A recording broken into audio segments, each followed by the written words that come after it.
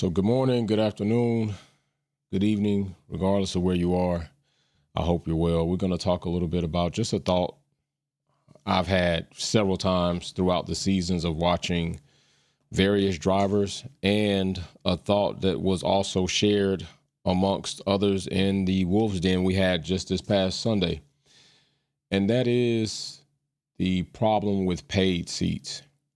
And some of you know exactly what a paid seat is. It pretty much is what it sounds like. Somebody, someone, or some group paying for a driver to have the luxury of competing in Formula One. And rightfully so, with not as much emphasis on the talent and the skill and ability as much as the financial compensation that the team can receive for said driver being in that seat. What's up, everybody tuning in? And this has already been a problem, but I think it's getting obnoxious at this point in time. This is starting to be an obnoxious problem. And we're noticing so much right now with this guy, Lance Stroll. Lance Stroll is an ultimate paid seat. And a paid seat can be done in many of ways. It can be done by family money. It can be done by a loan. It could be done by an organization compensation. It could be done by all types of different ways. At some point in time, I believe even the government could have funded a seat within a racing discipline. So these are ways that sponsorship dollars, these are ways the team can receive financial compensation for allowing your driver or this driver to get in the seat, and the team financially gains from that. What's up, Paul, in the live chat? And this is starting and has been a problem, and right now it's starting to get obnoxious as we watch Lance Stroll, which is a huge nepotism example in Formula One, just completely rob, delay, and occupy a seat in Formula One that I think many of us think could be occupied by a better, talented, more challenging driver. And this has happened several times. We had Crash Latifi, Safina Foods, with his dad supplying the financial compensation for Williams. Williams was in a bad way at that point in time. They got in a worse way, and he loaned them some money, and they were able to find capital with Dorilton and keep the doors open. But Nicholas Latifi was a horrible paid seat. He was not a good driver. I think many of us even campaigned at some point, if you were able to give Nicholas Latifi a chance, how is it that in the same ecosystem as Williams Racing, Jamie Chadwick is there and has been a champion in the W Series and moved on to Indy, and she can't get an opportunity? And why? Because a lot of people say the money. She didn't have the backing. She doesn't have the financial dollars. Who else do we know about this? We already know Logan Sargent was a huge disappointment. Miss Dino in the live chat. Logan Sargent, it was a huge disappointment. I think many Americans, including myself, were excited about having an American back on the grid within Formula One competing, because I don't think many Americans consider them having representation in Formula One. Haas is proclaimed to be an American team, but they are not legitimately an American team. They just have a P.O. box here, an organization here. Gene Haas is here. He kind of does what he does, but they don't really give off the essence of America. And maybe they do, maybe they don't, because we can go into some political situations that says, okay, maybe they are. But what we would consider the essence of American representation of Formula One to carry pride over, right? For us to be proud to represent that team, to not want to don the colors of Ferrari, McLaren, or Aston Martin or Honda, because we have an American team and we want to represent our team, our country within that sport. We don't have that because Haas doesn't give that to us. Only time they start representing America is when they come to COTA, they go to Vegas, they change up the delivery a little bit, and then they start doing Chipotle commercials. That's it. Yeah, anything other than that, we don't. So Logan Sargent was a huge disappointment. He didn't do a very good job. He was a bad driver, but it was money there. And Williams took it. And by taking that, I think in the situation they were in, it didn't really hurt him. It definitely hurt him because he ran up the cost cap bill. So let me not say that. Sergio Perez is another. He's another paid seat, but I think Sergio Perez is the example inverse of what we would say a paid seat, because Sergio has actually produced in Formula One. I don't think any of us, or I don't think many of us, let me not include everybody in what my opinion is. I don't think many of us think that Sergio Perez is a horrible driver. To me, he's not a horrible driver. To me, he's not a bad driver. To me, Sergio is a good driver. He gave up hella defense against Lewis Hamilton for Max Verstappen to do his thing, and then in the end, they did it for him anyway. But Sergio Perez is a race winner. He's been higher up in the Drivers' Championship of points. He's actually performed in the sport of Formula One at a level that would say he deserves another chance. He's gotten chances. He's probably the better driver that has occupied the second Red Bull car and actually done something with it. I know we all hope Yuki will. I know we all saw Liam Lawson did not. We saw Albon did not. We saw Gasly did not. We saw Danny Rick hop out, try to get back in, and it ain't really work out. So there's a lot of situations there. And with that being said, Sergio Perez is the good example of what happens when you have a talented and performing driver that also comes with the financial backing of Slim to combine that with an overall good product, not only for the team, but for us as spectators to watch. And we also saw who else came through that damn was a paid seat, and it was absolutely horrific. We saw Logan Sargent having to hop out so many cars, it wasn't funny. But is it not time?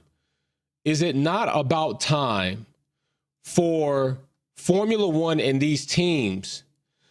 Oh my gosh, that's the other one. Nikita Mazepin was a horrible situation. Nikita Mazepin was a horrible situation. And that's what I was going to get to with Haas, taking money from Uralkali, a fertilization company or industry, and rushing everything. Then they got involved with the sanctions, and it got so bad there with Schumacher that Nikita Mazepin's dad definitely came in with an asshole mentality, trying to switch cars because he thought Haas was trying to short in his son. No, your son was just not a good driver. He wasn't a good driver in the caliber of a Formula One driver. He wasn't the best. He wasn't that talented. I'm glad he figured out by looking at some rain clouds that rain was coming in and to switch his tires. That was probably his best moment ever in Formula One. Nikita Mazepin's best moment in Formula One was realizing the rain clouds when he walked home from school and just anticipating that it is going to rain. I think that also was still in Sochi. That was his best moment in Formula One. Everything else was a shit show. Haas in itself was a shit show trying to get money from sponsorship. So when is it going to be time for there to be some type of implementation that these teams are going to focus more on the talent, the ability, and the performance of drivers instead of the money? And not only that, how many great drivers have we been robbed of potentially seeing in the sport of Formula One? Think about that. Think about that. There probably could have been another Lewis Hamilton caliber driver or better, maybe, if this paid seat situation wasn't there. Lewis is another example of somebody who didn't have a silver spoon. No, forget silver spoon. Let's talk about platinum spoon in his mouth. Having to just show up, big motorhome trailers, teams putting umpteenth amount of money in his cart. Lewis Hamilton is another example of a driver who was extremely talented at a very young age, since RC cars to karting to actual Formula One cars, and actually became the GOAT. How many drivers have we been robbed of seeing anything remotely close? Let's not even go Lewis Hamilton because that shit is way up there. Let's just go somewhere in the middle. Somewhere between Sebastian Vettel and there. How many drivers have we missed? Right? I'm just saying. When is there needs to be some type of program where it's like, hey, the finances are not there, but the talent's there, the ability's there, the performance is there. Are we more worried about just getting gobs of money in here, or can we actually make it? Can we actually make it through Formula One seasons, sacrifice some of these dollars, and actually put a driver in there that will become a great driver, and then the money will come? It is hard for money not to follow greatness. If you are great in your prospective discipline of any sport, money will follow. Money will follow. It will come. As it says in the baseball movie, they will come. The bucks will come. People want to be associated with greatness. People want to have their name attached and on the badge of a suit of some great athlete because it is marketing ability. Give these drivers a chance that you know have the ability, that you see have the skill, but you're not bringing them in because you feel like they can't pay the ultimate bill. That is a problem. It is a damn problem. And not only is it keeping these drivers who are struggling to pay? Matter of fact, Paul knows all about this. Paul participated in motocross. He knows all about those riders who had umpteenth amount of sponsorship dollars and access to all types of parts and developments. And Paul knows what it is to be on the grind of loading up your bike, showing up to the pits, not having a big team, barely being able to make it into each heat, finally performing at a higher level. But you know what? The sponsorship's not there because what? You didn't show them. It's almost like right now in car sponsorship. Car sponsorships used to be way different. The industry has changed in a mass. Car sponsorships, you used to be able to have an idea. Okay, have a car, give a company an idea of that whether they make aero or they make turbo parts or they make wheels that hasn't been done, and you're willing to do it. And they used to fund you the parts while you had to do the labor. But that was a lot of money off of your bill. Nowadays, no, you better already have the car built, and then we just want to put our name on it so that we can market it and get more sales. It's changed. It's horrible. It's horrible. But to be fair, a lot of people abuse that program and that system, and that's kind of the way it is now. But my thing is this. We got to find a balance, and we need to find a balance soon. We have watched several drivers throughout the past few seasons come in and out of Formula One seats and perform lackluster, should I say. I know we can bring in the attributes or the variables of rookie and give them a full season, but I wonder how many rookies we miss like Oscar Piastri because they didn't have millions and millions of dollars. We could be watching a very, very golden, just a beautiful age of Formula One as it manifests itself into new eras, but we're not being able to do that. We're being robbed of being able to watch that, to witness some rookie come out of nowhere and just not out of nowhere, but from lower series and hop into the most elite pinnacle of motorsports and actually blow the doors off, if there were doors, and there's not. So let's just say blow the halo off the top. Let's just say that. But it's not happening. Lance Stroll is the GOAT of this situation. We're literally watching Felipe Drugovich sit in the back wings of Aston Martin collecting dust within perspective of his Formula One career. He's participating in Le Mans, which is excellent for him. And I'm glad he's continuing to have activations with Cadillac and Whelen, but that's not what he ultimately probably envisions himself doing when he won the F2 championship. And he's not being active in Formula One because of many situations just like this. Paul in the Super Chat says, if you're not in the top 1% in motocross, you're not making a career out of it, costs lots in entry fees, then bike stuff will break you. That's another thing. Entry fees. Entry fees. It's crazy. Entry fee. Listen, when I drag raced week in and week out for Weekend Warrior drag racing, right? Friday night drags, or you go to your local drag day. Usually everybody has a Friday night drags. Not everybody, but every track usually has a Friday night or Saturday night drags. And usually some of them actually set it up in a point system where it is actually, this is a season competition that you're doing.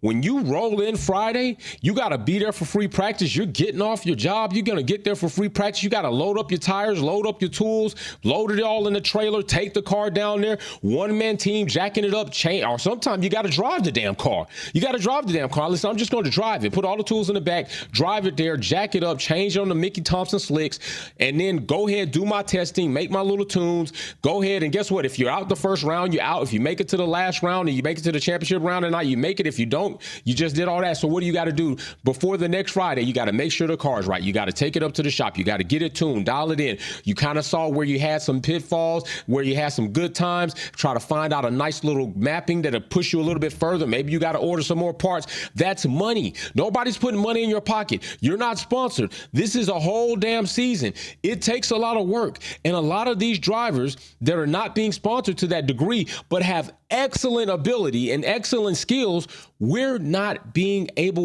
allowed, or we're not having the luxury or the privilege of seeing them do great on a great stage because somebody was a sponsor. Jamie Chadwick, big thing was because she ain't got the sponsorship dollars. Why? Probably because there was a lot of male chauvinistic bullshit out there. They didn't want to hop behind a woman. You know, I guess Jamie, I would have picked Jamie Chadwick over Logan Sargent. I'd have picked Jamie Chadwick over Latifi. I picked Jamie Chadwick over Lim Lawson right now. Why? Because it's undiscovered talent and ability that I've seen win championships within her own perspective. She can only do as great as she can do with what they give her the opportunity to do. And when she had that opportunity, she did great with it. She won it out. So why don't we get to see her? Because of sponsorship dollars. Sponsorship dollars. Or we're just not ready to see a woman in Formula One. I heard that crap so many times from ridiculous, bullheaded, ignorant ass people, literally in the live chat. Women have no right to be in Formula One. Nobody's going to pay for one. Why? The car doesn't care. The finish line doesn't care. The qualifying pole doesn't care. None of that matters. None of that cares about what gender you are. It just cares about, can you get here first? Can you get to the finish line first? Can you do a fast enough lap to grab pole position? Can you cross the finish line and drop the checkered flag? Can you negotiate wheel-to-wheel driving? None of that has shit to do with gender, whether you female or male, whether you man or woman. It does not care. It is people that are setting these limitations on other people because Jamie Chadwick's a woman. If I had to sit there and watch Logan Sargent run up the cost cap, I got to sit here and watch damn Lim Lawson get his opportunity, rightfully not so, when Yuki should have got it. If I had to sit here and watch Crash Tiffy do his thing and be part of one of the most monstrosity things in Formula One, you mean to tell me you can't give Jamie Chadwick a chance? You mean to tell me that all the money that Logan Sargent ran up, you felt like, hey, you know what? Maybe there was a driver out there that didn't necessarily come with the biggest sponsorship package. But you know what? We could have actually let him get in because we paid a lot of money in repairs for Logan Sargent. And then you inevitably end up letting him go because he just didn't fill the production bill. So what's up? Maria Duncan in the house, Miss Dino in the house, Gregory Williams in the house, Extracts 38 in the house, Paul in the house, Dave's Quattro in the house. What's popping? Yeah, so I really think that there needs to be something figured out. There needs to be something figured out to where this paid seat is not more focused on than talent and ability to be. I clearly understand the financial aspects of it. You need the money. There has to be some part of it, but there has to be a way to structure this like, hey, this is what we got. This is what we're doing. There's the pool of money. It's going into this driver this season. Are you with us or are you not? Are you with the team? You're locked in with the team for a contractual year, for amount of sponsorship dollars, for this amount every season for the next 5 seasons, regardless. So they need to stop. They need to change the sponsorship dollars so much, find a way to focus a pool that is clearly on the team and the seat instead of just attached to the driver coming in. I'm not saying don't have the driver come with his money or her money, but I am saying that there needs to be a way to kind of structure that so that we can see more talented drivers make it into Formula One and just wow us with their skill and ability, because there are a shit ton of drivers out there that are better than the drivers we're watching, and they're not getting an opportunity because they didn't have $1 million behind them, or because mommy and daddy's not a multi-millionaire or a billionaire, because they can't show up to the GPs in a helicopter or fly in a private jet right from the damn beginning. There's a lot of that. There's a lot of that now. And I wonder if the perspective that we have of Formula One right now, as far as our ceiling and our floor, is only because of the pool of drivers we have and not because these drivers are absolutely the best. I do wonder that. I think if I brought up a name of drivers right now in the chat, matter of fact, I'm going to do it. Let's do that right now. I'm going to bring up a name of drivers and you tell me if they great, good, or You just think they're okay. So we'll start from here. We'll start from here. So here we go. Gregory Williams in the super chat says, I always thought Simona Di Silvestro from IndyCar would have been great F1 driver. And you may be right. You may be very right. So let me ask you this. Does anybody think Franco Colapinto is great? Anybody think Franco Colapinto is great? He's new, he's fresh, he's getting in. Not saying he's great, not saying not, but do you think he's great? You think he's great, good, or potential? Or you think he's bad? Bad, potential, good, or great? Forget great. Great is too far. Great is reserved for people who have proven to be great. So listen, bad, potential, good. That's it. That's all I want to see. Bad, potential, or good. So then let me ask you this. What do you think about Jack doing? Because we saw him doing nothing. Everybody says he needs another season. He needs a full year, full season. You think he's got potential? You think he's bad, got potential, or he's good? I would just say maybe lingering between potential and bad. I wouldn't even say good. Gabriel Bortoleto, I think, hey, he's an F2 champion. I'm going to give him good. Right now.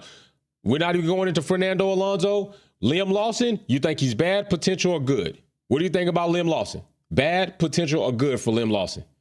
Hell, Oliver Berman, what do you think about him? Bad, potential, or good?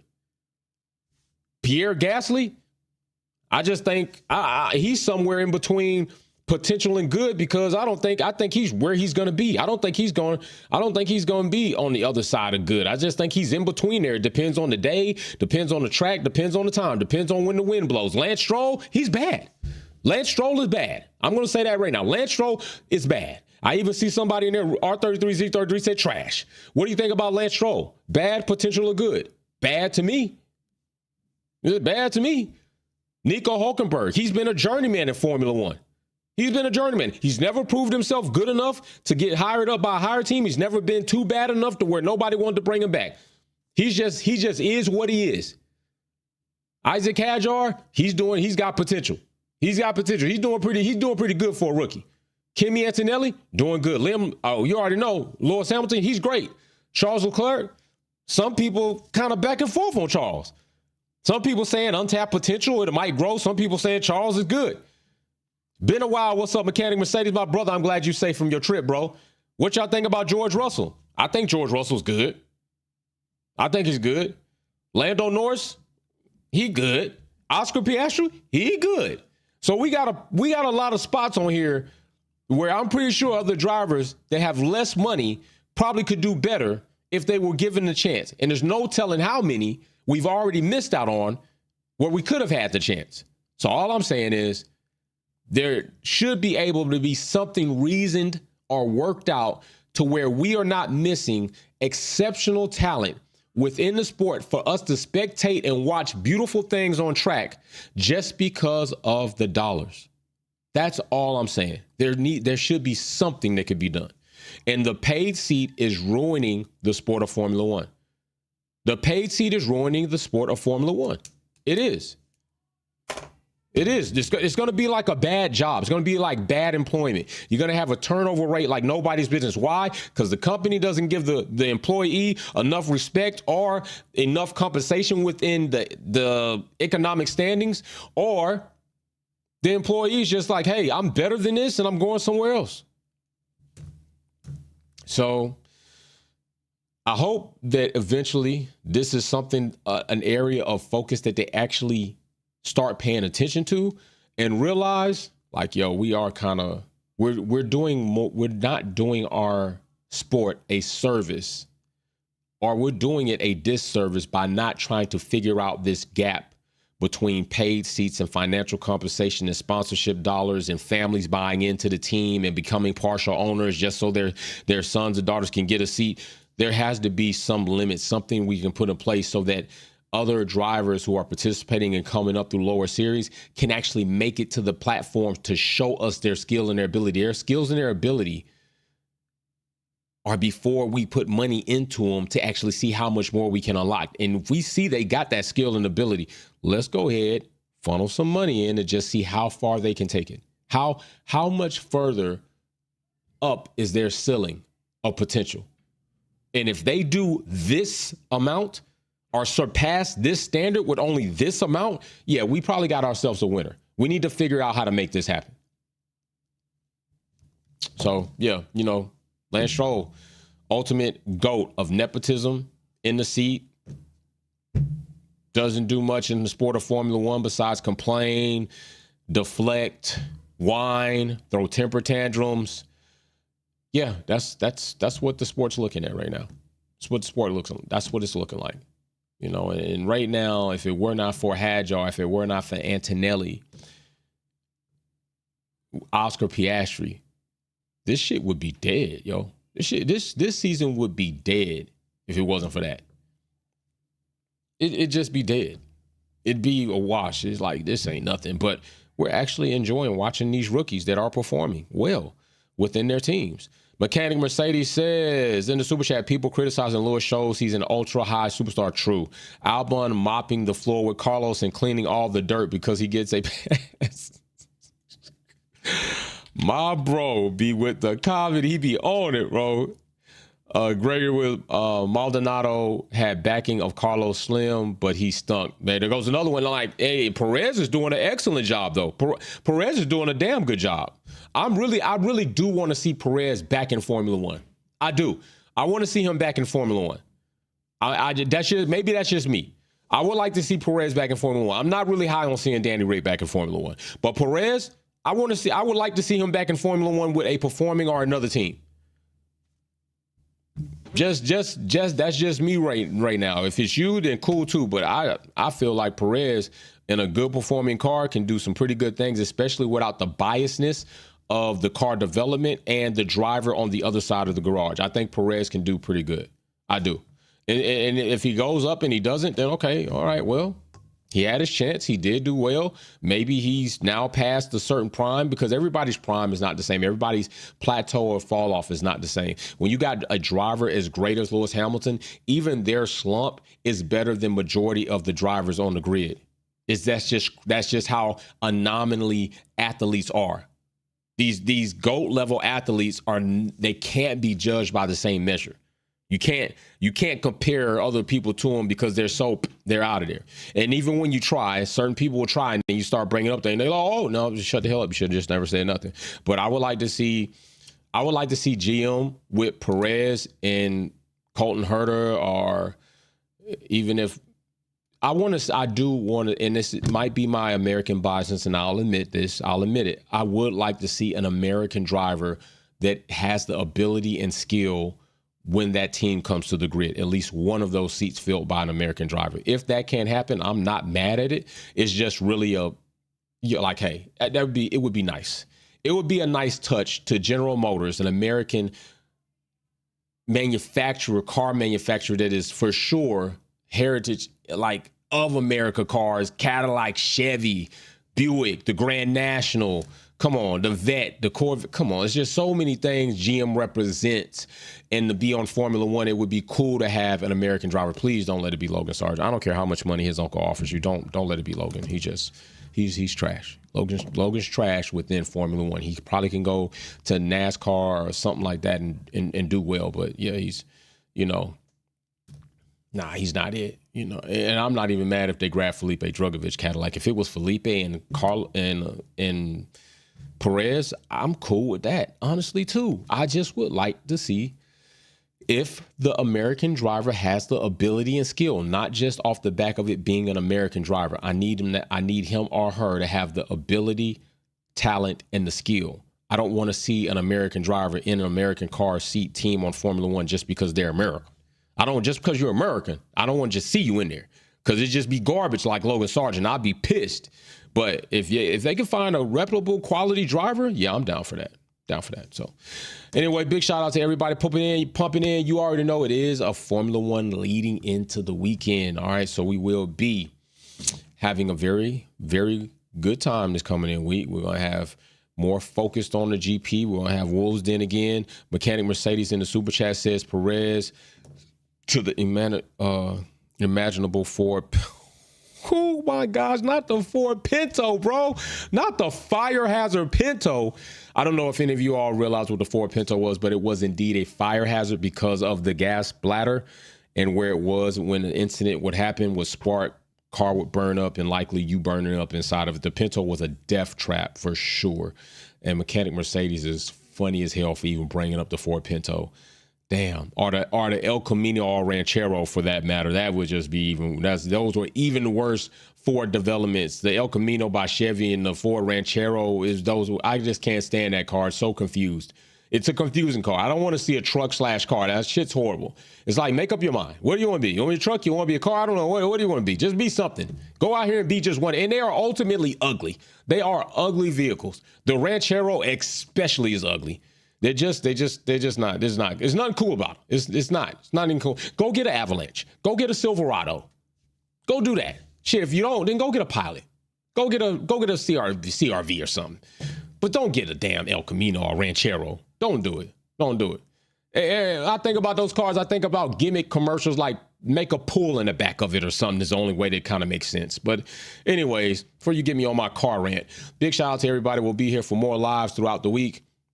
Like I said, we are on the GP weekend, so we will be live for qualifying, maybe for a little bit of testing as those things unfold, and definitely for race day highlights and all that. You know too much, big bro. Hey, man, you know, Mechanic Mercedes, bro, I'm right there with you, man. You know, between what you know, what I know about cars, we can have excellent conversation about that. So big shout out to y'all. I am a car guy. I will see you all soon. Peace and love. Wolfpack out. I'm gone.